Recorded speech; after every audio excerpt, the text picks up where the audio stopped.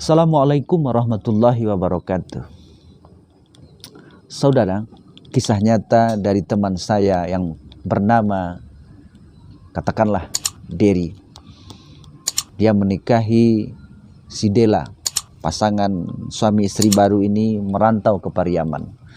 Di sana mereka membuat usaha pelayanan fotokopi. Alhamdulillah, usaha mereka lancar. Alhamdulillah, usaha mereka berkembang. Karena usaha berkembang, si Dery sibuk dengan pekerjaannya. Si Dela tinggal di rumah.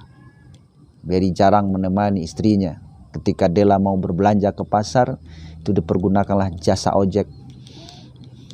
Jasa ojek tersebut, katakanlah namanya si Dodi. Dan lucunya, setiap si Dela pergi ke pasar, itu selalu ditemani oleh si Dodi, karena si Dela meminta nomor HP si Dodi.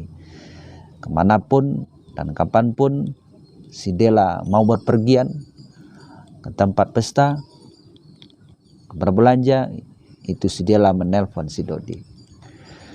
Si Dery mengetahui kedekatan istrinya dengan si Dodi. Dery sudah melarang, tapi kata Dela, dia sudah tahu, dia sudah kenal, bahkan sudah paham dengan dia. Saudaraku, kedekatan si Dela dengan si Dodi itu bukan saja menemani ketika berbelanja ke pasar, tapi sudah tempat pesta, tapi sudah ke tempat wisata dan lain-lain. Dan akhirnya terjadilah hubungan terlarang. Mereka melakukan dosa. Lahirlah anak. Ketika anak lahir, si Dery menduga di hatinya itu bukan anaknya. Ketika anak berumur 2 tahun, si Dery juga semakin besar dugaannya itu bukan anaknya. Ketika anak sudah berumur 4 tahun, si Dery membawa istrinya pergi umrah, tapi si Dela tidak mau. Ketika si Dery umrah, dia berdoa di sana, ya Allah, anak saya yang ketiga itu, kalau bukan anak saya, maka kuatkan hati saya sepulang umrah ini untuk menceraikan istri saya. Kalau itu anak saya, maka kuatkan hati saya untuk selalu melanjutkan rumah tangga ini bersama istri saya yang bernama Dela. Itu doanya di kota Makkah. Sepulang dari umrah, kiranya ia besar saja hatinya, kuat saja hatinya, keinginannya untuk menceraikan istrinya.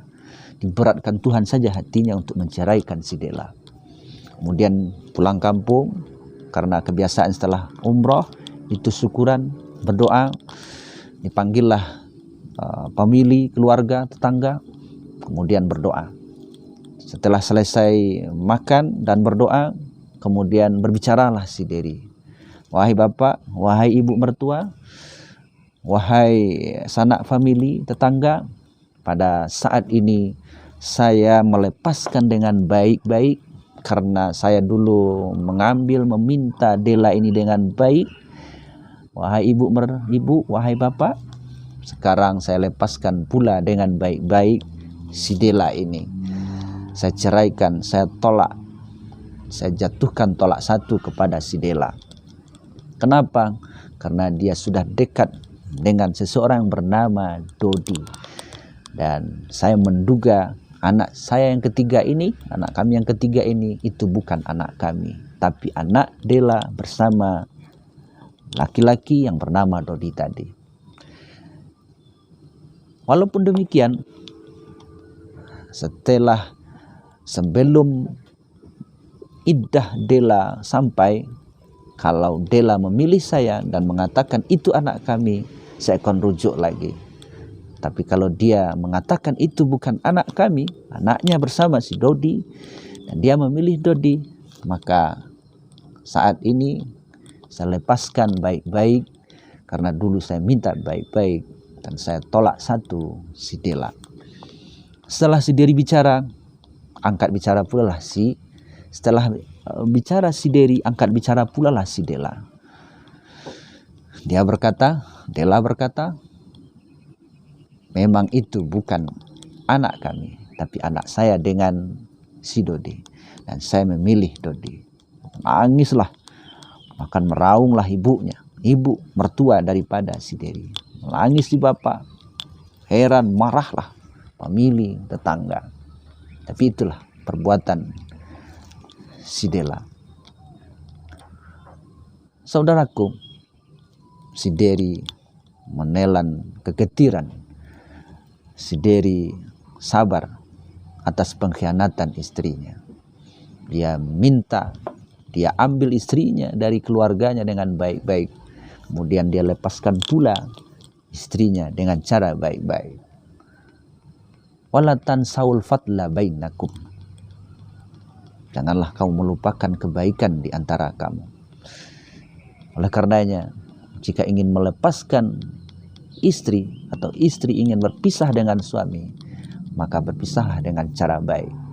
Jika si suami ingin menceraikan istrinya, maka ceraikan, lepaskanlah dengan cara yang baik. Jangan lupakan kebaikan yang pernah ada di antara kamu. Jangan pernah lupakan kamu pernah bersama, kamu pernah menjadi suami istri. Demikianlah saudaraku. Assalamualaikum warahmatullahi wabarakatuh.